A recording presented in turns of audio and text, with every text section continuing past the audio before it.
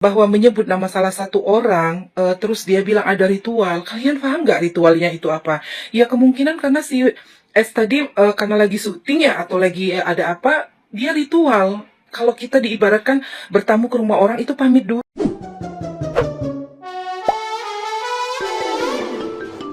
Spekulasi liar mengenai keterlibatan Sarwendah dalam ritual pesugihan Gunung Kawi yang sempat menggemparkan media sosial, akhirnya menemui titik terang yang mengejutkan. Marcel Radival atau yang lebih dikenal sebagai Pesulap Merah dengan geram membongkar bahwa cerita mistis di kanal YouTube Jejak Backpacker hanyalah sebuah rekayasa.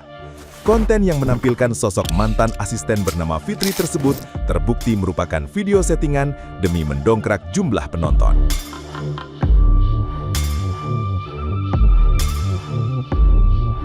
Pesulap Merah membeberkan bukti bahwa narasumber dalam podcast horor tersebut sengaja dikontrak dan dibayar murah antara Rp150.000 hingga Rp350.000.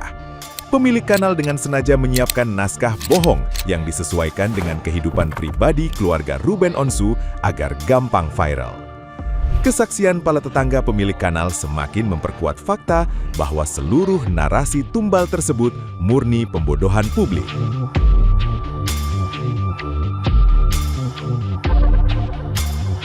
Nah, gimana nih menurut netizen yang terhormat? Silahkan berkomentar ya.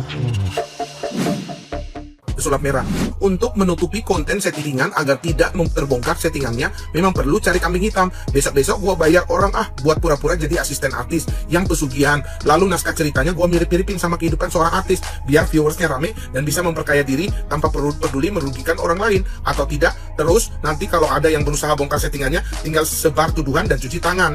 Kita lihat apa balasan dari deterjen ya. Nampaknya sakit hati Jejak Backpacker nggak mau ngasih kontak Fitri, dan Fitri nggak mau datang ke podcast lain. Pesugihan itu nyata emang ada, manusia minta-minta ke jin. Banyak yang kena azab dari pesugihan. Kan podcast sebelah mah nggak ada nyebut nama, justru dari video lu bang yang jelas-jelas orang Gunung Kiwi-nya yang nyebut jelas namanya. Kenapa lu jadi kayak kepanasan banget ya bang? Sumpah di video itu gua respect banget sama lu, tapi pas sekarang gini lu malah jadi nyerang ke akun lain, malah jadi gak respect dah. Intinya yang aku tahu Fitri nama samaran, bukan pakai nama asli.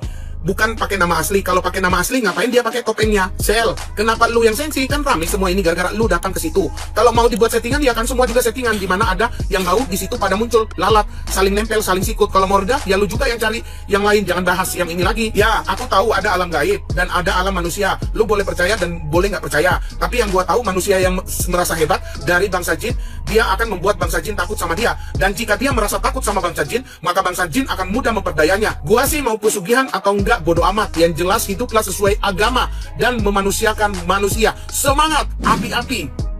Waduh, kenapa baru diklarifikasi? Kenapa nggak dari awal kamu video kamu jelaskan seperti ini? Pasti yang berita viral ini nggak akan tertuju ke salah satu wanita yang lagi dihujat. Sekarang dia udah dihujat loh karena VT kamu yang awal.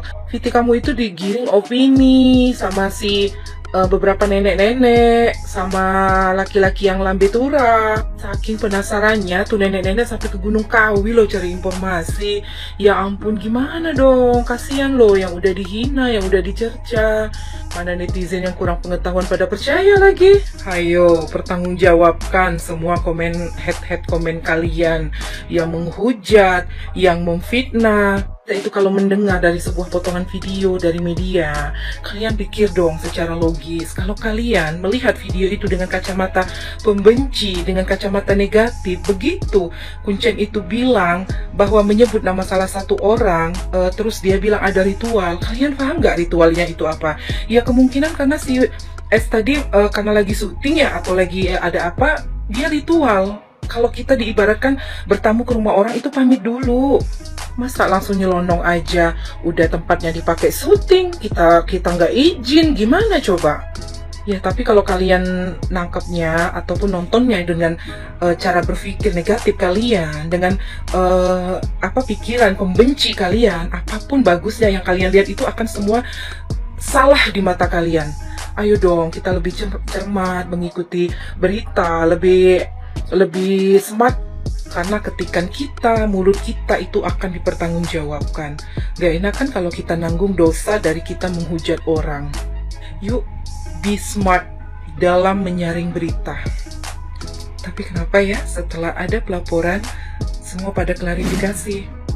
Guys, ini aku baru dengar lagi ya cerita dari pesulap merah ya di salah satu podcastnya Bang Densu. Di situ menyatakan bahwa si RO aja nggak kenal sama siapa itu Fitri ya. Nah di situ kita tahu bahwa salah satu perempuan dia itu menyatakan tentang majikannya yang dia itu pergi sering ke Gunung Kewong, dan banyak sekali netizen menyangkut pautkan bahwa yang ke Gunung Kewong itu adalah si SW yang dikatakan oleh si narasumber itu. Padahal si RO aja nggak kenal. Ya, RO aja nggak kenal sama si Fitri ini.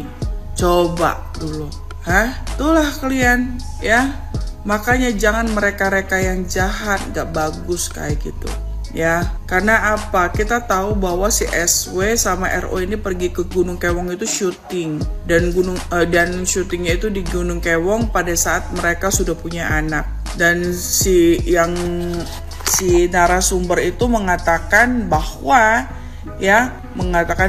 ke Gunung Kewong itu dari gadis. Lu bayangin aja gitu. Nah, jadi ayo kita itu berpikiran positif, jangan dikit-dikit ya boykot ini bla bla bla bla, mematikan rezeki orang. Ujung-ujungnya udah seperti ini ketahuan bukan si SW, malu sendiri kalian kan. Ya, jangan suka fitnah orang, nggak bagus itu. Memfitnah orang itu apa sih gitu loh. Kita cari tahu dulu kebenarannya baru. Banyak sekali yang menyangkut pautkan kan bahwa itu adalah si SW ke Gunung Kewong, yang dia itu pesugihan, yang dia itu punya rumah, punya ini bla bla bla atas dasar pesugihan. Padahal kalau doa istri yang benar itu pasti Tuhan jabah, dan saya yakin dan percaya pada saat RO sama SW itu berumah tangga, kekuatan doa dari si SW itu luar biasa untuk RO dalam bekerja. Dan yang namanya pekerjaan itu pasti ada yang suka, ada yang tidak gitu loh. Tapi tergantung kita. Kalau iman kita kuat kepada Tuhan Yesus, pasti itu tidak akan ada. Ya, tidak akan. Saya yakin karena apa? Sudah sering saya terjadi dalam hidup saya gitu. Kalau kita beriman kepada Tuhan Yesus, ya teman-teman ya, hal-hal yang negatif itu tidak akan ada. Itu ditepis, itu ditepas, itu tidak ada gitu. Karena malaikat pelindung kita itu lebih kuat. Ya, kan sudah di dalam firman Tuhan, aku akan mengirimkan seseorang. Itu berbicara tentang Roh Kudus, itu berbicara tentang apa?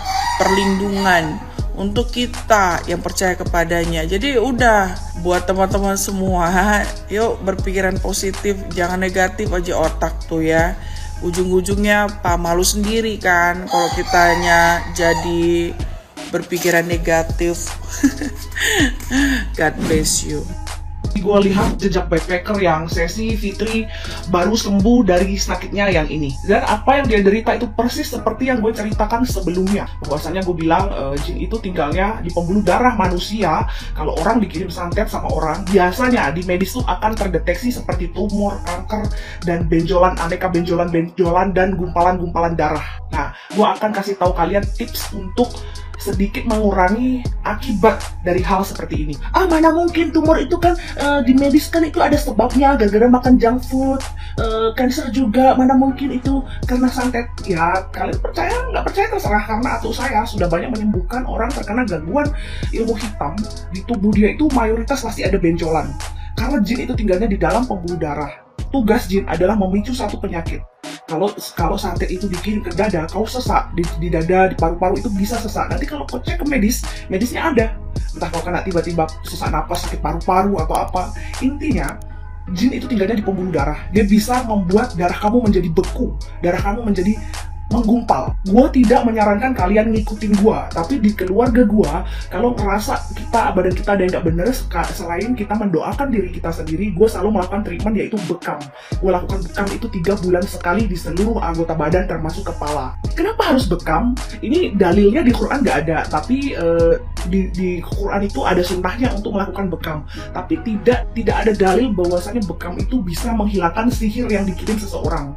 Tapi menurut paham yang kami pelajari, satu keluarga jin itu tinggal di pembuluh darah. Jadi darah kotor itu harus dibuang, harus dikeluarkan. Bagaimana cara mengeluarkan darah kotor? Paham kita ya bekam, kayak gitu. Aku melakukan bekam itu 3 bulan sekali. Selain bekam, pastinya gue juga merapal sesuatu untuk pagar diri, itu sudah pasti. Dan satu keluarga kami diajari tentang ini. Tapi salah satu treatment yang keluarga gue lakukan adalah ini. Apakah santet itu bisa dikembalikan? Bisa, santet itu bisa dikembalikan, tetapi dengan catatan, kalau si pengirim santet dia punya tameng besar, pelindung yang sangat besar, apalagi si pengirim santet ini tamengnya bilis, itu biasanya kalau dikirim itu mental ke orang sekitarnya, bisa mental ke pembantu juga. Jadi dia akan masuk ke orang terlemah di sekitarnya, entah itu pembantu, hewan peliharaan, anak, bapak. Contoh, gue mau nyantet si A, tapi ternyata si A punya pagar diri yang kuat, ternyata dia bekerja sama dengan jin gelap ataupun dengan bilis, itu bisa mental ke anak, cucu, bapak, terserah lah, anjing, babi di rumah dia yang terlemah. Makanya nggak melulu santet dikembalikan langsung balik ke orangnya, si empunya pengirim, nggak bisa gitu juga. Ada yang bisa melakukan itu, biasanya dukunnya tuh yang sakti banget, atau nggak kiainya tuh yang sakti banget gitu. Dan rata-rata orang yang kena santet, dia itu tahu siapa yang menyantet diri dia. Walaupun kayak ditanya, kamu ada masalah sama siapa? Aku nggak pasti, aku nggak punya musuh. Tapi tanya jauh di dalam lubuk hati kamu itu tahu siapa yang menyantet kamu. Semua orang yang kena santet sebetulnya dia itu tahu siapa pengirimnya, cuman dia itu ragu untuk menyampaikannya. Tapi dia itu tahu, tanya aja lah dalam diri, siapa yang nyantet aku, nanti muncul itu, pasti tahu, tapi ragu apakah benar dia ya. Tapi udah kebayang muka si penyantet itu siapa, pasti kebayang. Kalau lu dikerjain sama orang, lu tanya dalam hati lu siapa yang melakukan, pasti pamomong tuh kayak kembaran yang ada di dalam diri lu tuh akan memberitahu. Tapi lu aja yang nggak yakin mau ngomongnya, udah dikasih petunjuk sama hati lu sendiri gitu, pasti tahu. Terus lagi si Fitri katanya mencoba untuk memutus mata rantai tumbal, tidak bisa. Jadi mata rantai tumbal ini tidak bisa. Jadi kalau sekali orang terjun melakukan kerjasama tukar jiwa dengan bilis, dia akan terus menyediakan, memberi makan, memberi tumbal seumur hidupnya sampai dia tidak ada di muka bumi ini gitu. Hari ini mungkin si A lolos, bisa jadi si B besok, karena dia harus terus memberi makan si bilis itu sampai dia meninggoy, sampai si pemuja ini meninggoy.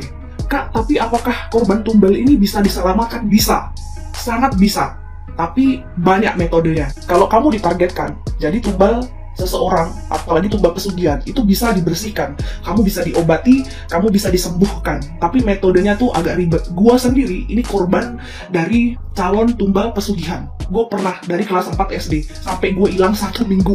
Gue 1 minggu hilang, dicari orang satu kampung. Dalam 1 bulan gue akhirnya sering sakit-sakitan, tapi kita punya metode penyembuhan supaya selagi calon tumbal itu belum meninggoy, masih bisa diselamatkan. Tapi kalau untuk memutus mata rantai tumbal, tidak bisa. Sekali lu bekerja sama dengan bilis, apalagi tukar harta dengan jiwa, kau harus menyediakan tumbal itu sampai kau tiada. Nah, gitu.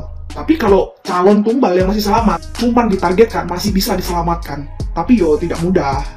Tapi bisa. Nah, gimana caranya untuk kita menghindari secara tidak langsung agar kita tidak menjadi target ilmu hitam seseorang? Jangan pakai nama asli dimanapun. Contoh, nama kamu adalah Bambang, bapak kamu Pak Natang, jadi Bambang bin Natang gitu kan.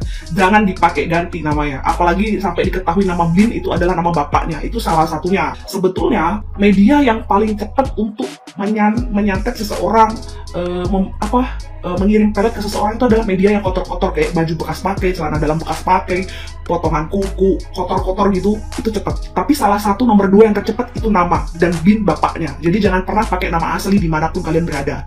Cukup kalian dan keluarga kalian yang dekat-dekat aja yang tahu nama kalian dan bin atau bapak kalian atau binti. Nama kalian dan bapak kalian lah, jangan sampai diketahui banyak orang, apalagi orang-orang asing. Salah satunya. Tapi kalau kalian tinggal di kawasan yang lingkungannya terlalu ramai, sebetulnya hati-hati di saat kalian menjemur pakaian. Bisa jadi pakaian kalian, pakaian kotor kalian, atau pakaian yang kalian cuci, bisa jadi media untuk mengirim sesuatu seperti itu. Entah itu santet, pelet, bisa terjadi. Bisa. Foto bisa, tapi foto zaman sekarang itu sudah didetek karena banyak filter kan. Selamat lah kalian yang pakai filter itu. Terus di komen banyak yang bilang katanya, Kak, aku pengen berobat sama aktonya, bla bla bla bla bla. Guys, doakan berhasil. Sekarang aku lagi berusaha untuk membujuk atauku agar dia mau buka konsultasi online secara gratis. Tapi tadi sih aku telepon, dia bilang kayak gini, nggak mau atau nggak mau terlalu ramai. Gue nggak tahu kenapa, tapi memang takdir di keluarga kami itu salah satu harus jadi healer atau penyembuh.